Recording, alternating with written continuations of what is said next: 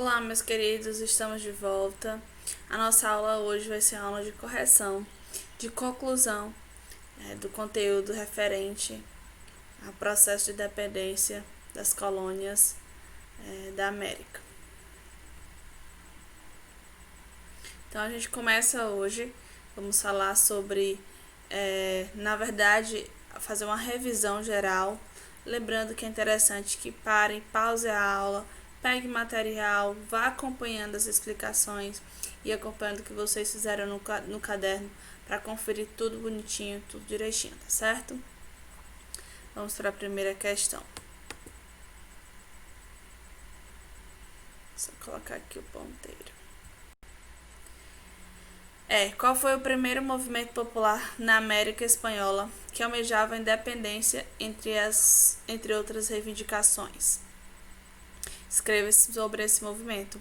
O primeiro movimento foi na região do Peru, onde hoje é o Peru, Império Inca, que foi o Império Inca anteriormente, e o movimento foi o movimento Tupac Amaru II, em que tentou-se de todas as formas se distanciar, conquistar a sua independência dos povos do domínio europeu. Então, houve um movimento em que apreensões dos chefes espanhóis é uma luta contra esse domínio, uma luta contra a péssima condição que os nativos viviam. Segunda questão.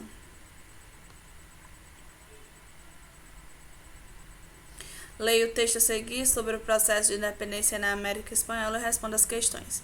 A independência se fez em nome dos ideais liberais, justificando os interesses dos setores dominantes, os crioulos, que mantiveram a direção política do processo na América Espanhola. Caíam os monopólios reais, abriam-se as linhas do comércio, a economia devia se reger sem intervenção da antiga metrópole. Pronto. Então a gente está falando basicamente aí dos interesses dos crioulos na independência.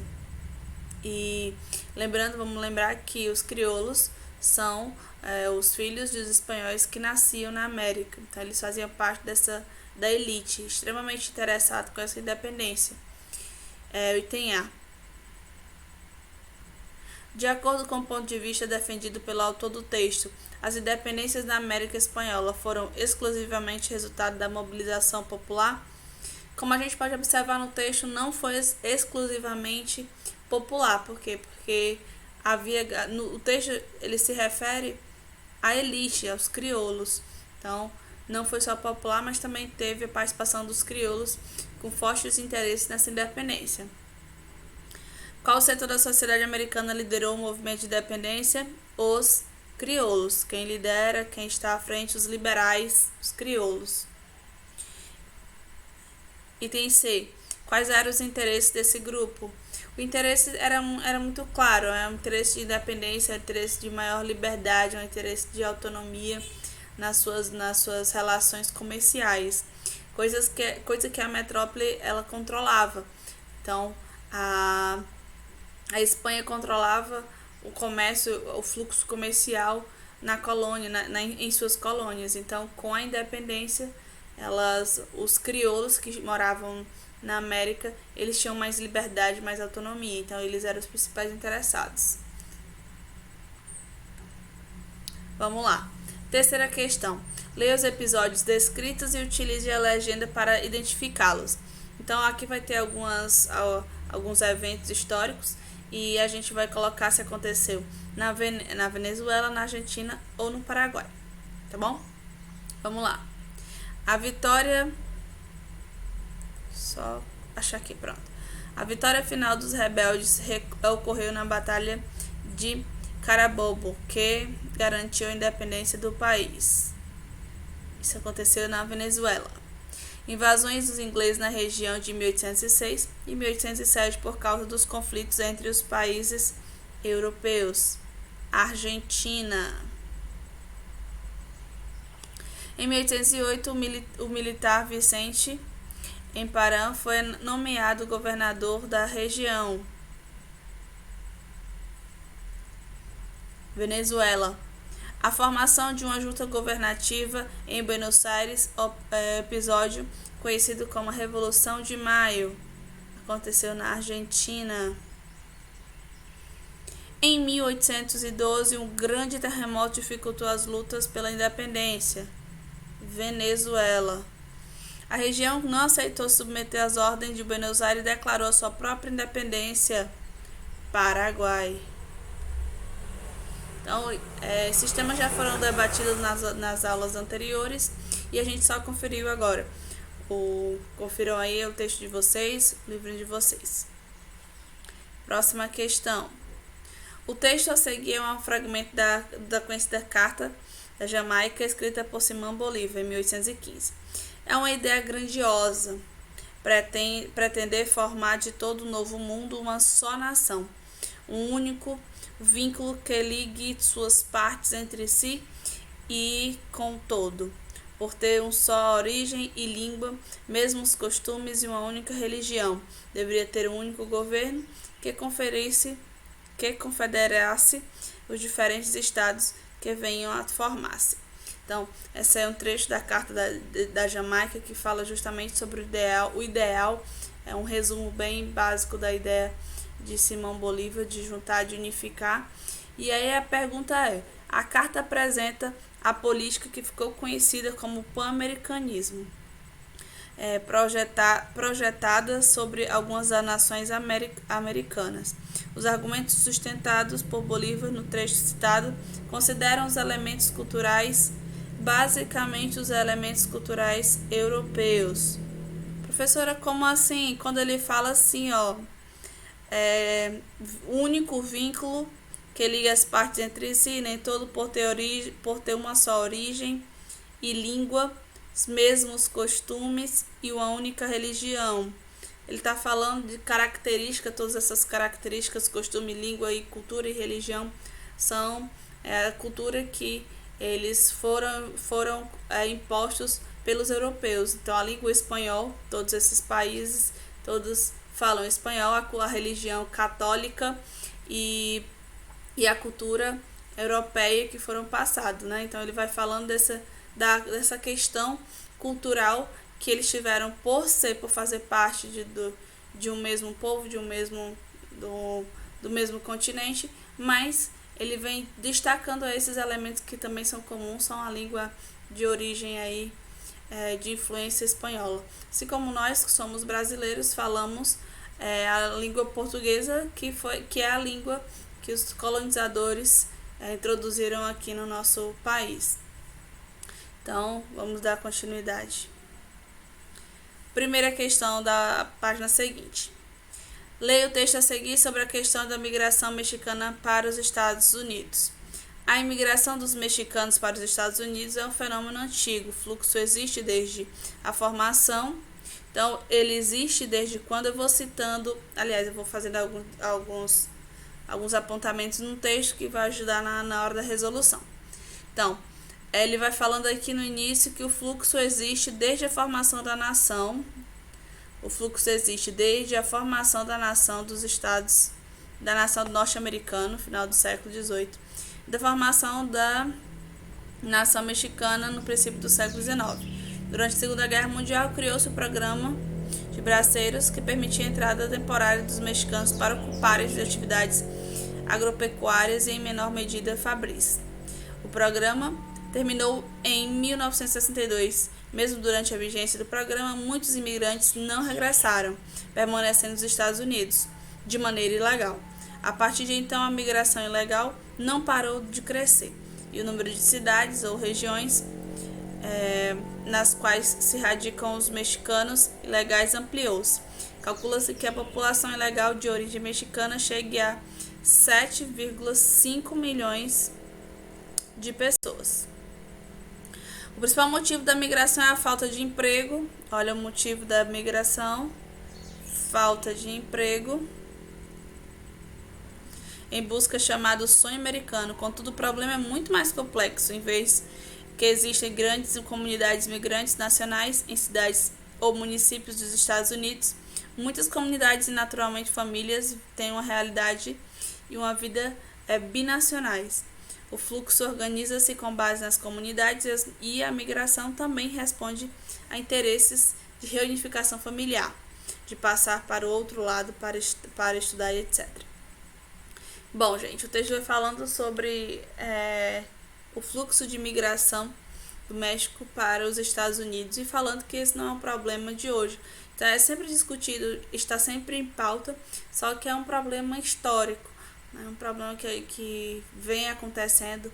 Então são temas que são levantados atualmente pelo Donald Trump, a construção de muros, e isso divide muitas opiniões.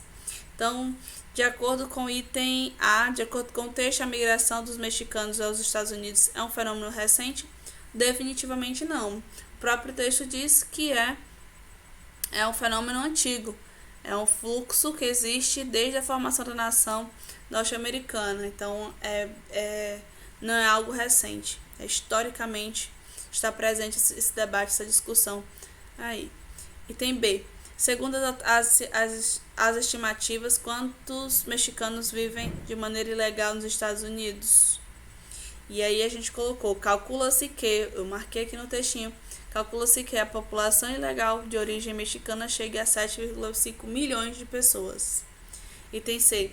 Qual o principal motivo dessas migrações? O principal motivo dessas migrações é a falta de emprego, que as pessoas buscam ter melhor qualidade de vida, ter mais, enfim, sucesso com o sonho americano, com as possibilidades que eles possam encontrar nos Estados Unidos. Para o autor, qual é o fator que torna o problema de imigração complexo?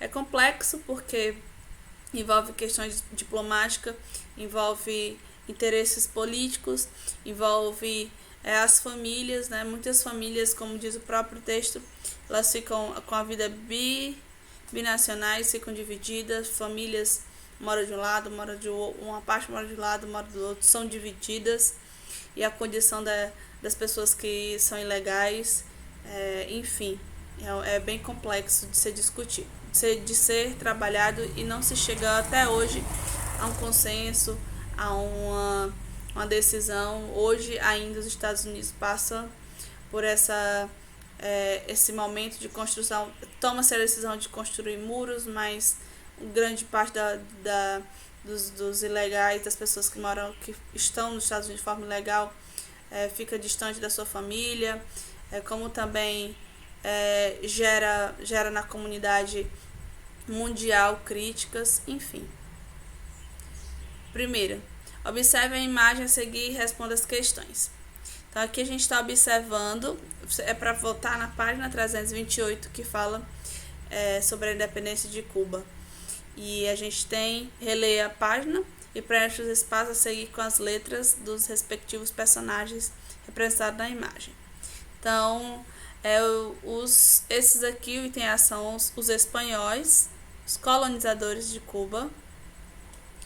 Os Estados Unidos, o estadunidense é o B, tá aí protegendo Cuba, e os cubanos são o C.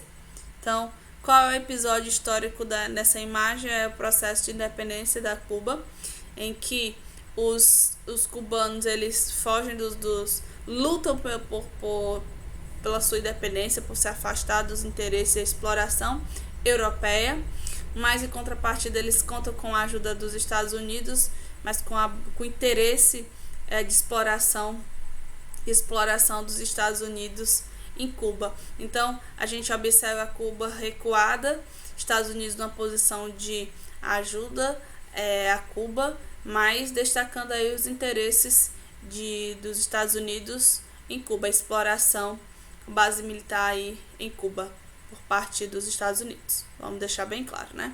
Então essa também já é a resposta do item C.